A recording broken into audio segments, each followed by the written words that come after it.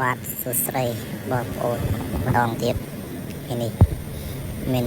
ប្រពថ្មីទៀតហើយចង់ចែកឲ្យបងប្អូនចូលទស្សនាលេងកម្សាន្តអញ្ចឹងណាតោះកុំឲ្យខាតពេលយូរយើងចាប់ដើមចូលតែម្ដងអញ្ចឹងបងប្អូនណាចូលសូមមើលវីដេអូមួយដើម្បីយើងចូលបានកាលណាយើងមើលវីដេអូស្អាតយើងចូលបានទេជាបងប្អូនណាតោះអញ្ចឹងយើងចាប់ដើមចូលអស់គ្នាយើងចូលមកកាន់ YouTube ចឹងមកតោះមកយើងចូលពាក្យ search នេះតោះមកទៀតយើងវាយអក្សរមក J V E Cambodia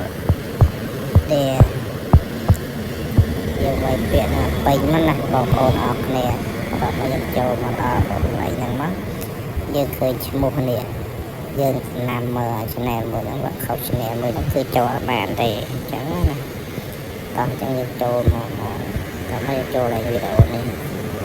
តោះមកយើងចូលlạiនេះចូលlạiហ្នឹងហើយតោះមកយើងចូលlạiខមមិននេះតោះមកយើងឃើញលេខយើងចុចលេខហ្នឹងមកចុចលេខហ្នឹងមកតោះមកយើងចុចនេះតោះមកយើងចុចlạiនឹងមួយទៀតមកចុចទៅពាក្យនេះពាក្យនេះអញ្ចឹងណាវាលោតមកចាអញ្ចឹងបងប្អូនតោះមកយើងថយក្រោយចេញវិញបន្តិចមកយើងចូលlạiនឹងវាដែរយើងចូលលេខមួយទៀតយើងចុចលេខនឹងមួយទៀតមកចូលlạiលេខនេះ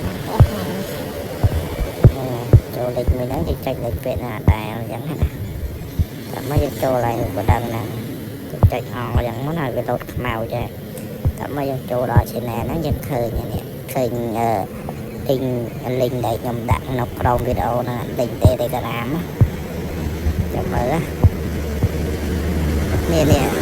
ខហ្នឹងបងប្អូនអរគ្នាចូលមកដល់ហ្នឹងឃើញហើយខ្ញុំនឹងដាក់លេខកន្លែងហ្នឹងហើយមួយទៀតនេះបងប្អូនអាចចូលឲ្យនេះមួយទៀតលេខក្រុមចាស់អញ្ចឹងណាក្រុមចាស់នេះបងប្អូននេះឃើញទេចឹងបងប្អូនដែលមើលវីដេអូហ្នឹងមើលចប់ណាមើលអត់ចប់ចូលបានទេហ្នឹងខ្ញុំអត់ដឹងទេនេះលេងឃើញហើយបងប្អូនអរគ្នាចុចលេងហ្នឹងទៅវាចូល Telegram ហើយចឹងវីដេអូខ្ញុំមានតែប៉ុណ្្នឹងបាយបាយ